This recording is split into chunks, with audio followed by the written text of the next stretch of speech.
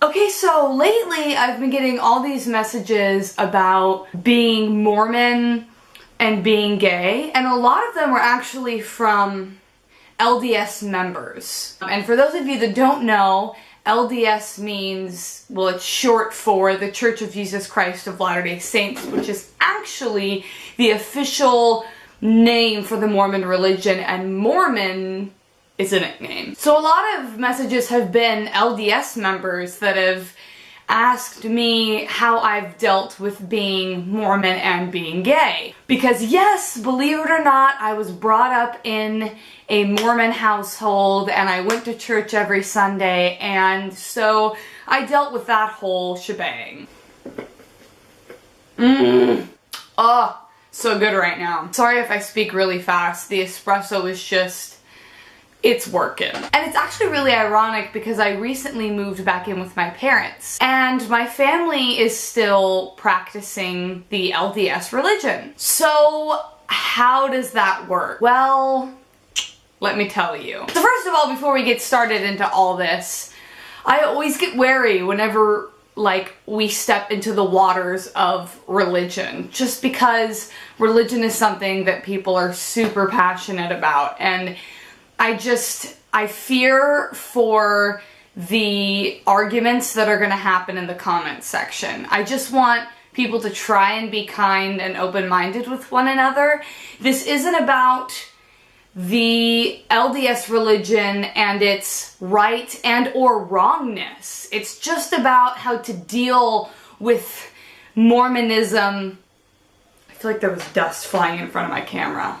Now, there are some old-fashioned folk out there, and I know, those of you that are watching this, that some of you have parents that can't even fathom gayness, alright? They can't even think about it. It makes them so disgusted and it makes them so angry. Maybe you're not even Mormon. Maybe you're just maybe your family's just Christian, right? And it's just really hard for them to wrap their head around it. First of all, you are incredible, and you are beautiful, and you are amazing. I can't express how sorry I am that the people that are supposed to love you most and are supposed to accept you the most would not love and adore every single facet of who you are.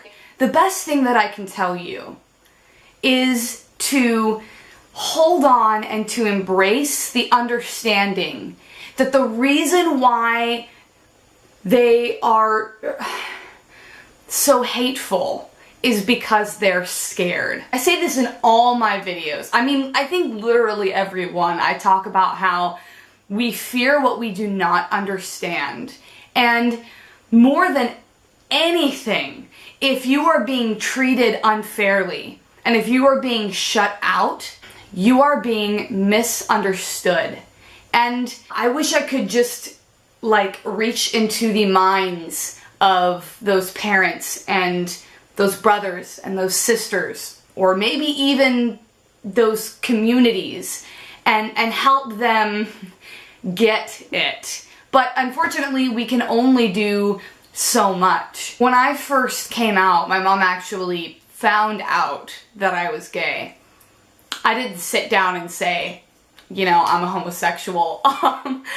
But she found out I was gay, and she had a really hard time. It was really difficult for her. Not just because of the Mormon religion, but also because she saw her daughter getting married to a man, and this has been in her head her entire life. That adjustment is difficult, and not to forget that in her mind, she has been raised with the belief that you must be married to a man in the Mormon temple to spend forever together in the celestial kingdom. Remember, that's the highest place we're talking about. So the idea that I wouldn't be there was absolutely gutting to her. And that, maybe to most of you, you're like, well, that's ridiculous. Why wouldn't gay people be there? But look, guys, it's not like that thought process is about because there's hatred. We're just talking about religion here, okay? People believe different things, and it's just as important to accept that as it is important that they accept that we have a right to love and that we have a right to be gay. It was really hard for her, and we fought a lot and we cried a lot, and it was, oh, let me tell you, I felt like crap, and I know she felt like crap, but how we made it work was I was as equally patient with her as she was with me, and we gave each other time. And I think because I had the mindset of, I recognize that this is something that you're not going to change your mind about, as in she believes in this religion. That's her heart and soul, and I knew that that wasn't going to change. Instead, I said, all I want is your love. Even if you don't understand what I'm doing, even if you're afraid, try and love me. And of course, she did. As badly as we want people's minds to align with ours, right? And it's a natural human feeling to want to have that alignment. It isn't always going to happen. So what really matters is love. And you can believe something totally polar opposite from those that you love most in this world. And that's okay. And the fact is, it's never ever okay to treat anyone badly just because of this set of beliefs that you have. I don't care what they are. It's unexcusable. Period. Love matters first, and it matters most above all else. Try to put yourself in the other person's shoes. It requires patience and time, and sometimes it's freaking difficult, right? I mean, like, I've sort of sat in the middle and just watched the two sides, like, pull their hair out, and I get it. But like I always say, what makes us so incredible is that we are so different, and I think that's beautiful. If you're in a bad situation, I love you, and I know that we don't personally know each other, but I love you, and I care, and I appreciate you for all that you are, and there is a world of people out there ready to love you.